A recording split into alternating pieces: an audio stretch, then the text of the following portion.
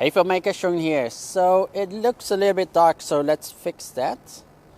So I have actually my Aputure MX mounted onto my Zhiyun Crane M2, and that is basically lighting me right now. And I can motion control it, so I can change the angle, tilting it up or down, and also basically doing pans with it.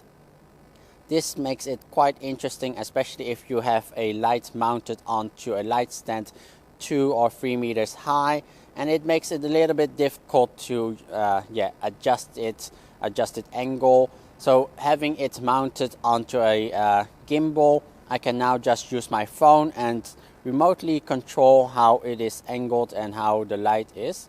So the control is quite easy, so you basically just connect the Crane M2 to the ZY Play app, and instead of choosing the phone mode, choose the camera mode, and then you have basically the joystick which you can control the light with.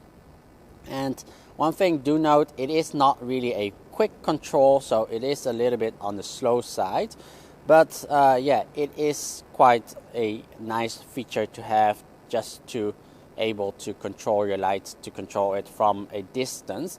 And there is pretty much a lot of different kind of applications you could think of how to use it, maybe for mimicking like a party light, or have it as a certain spotlight that suddenly comes in, especially like faking a stage light at certain locations.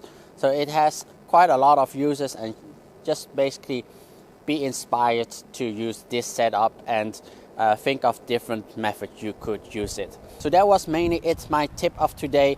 Adding a LED panel onto your Zhiyun Crane M2, just have a very affordable motion controlled LED panel.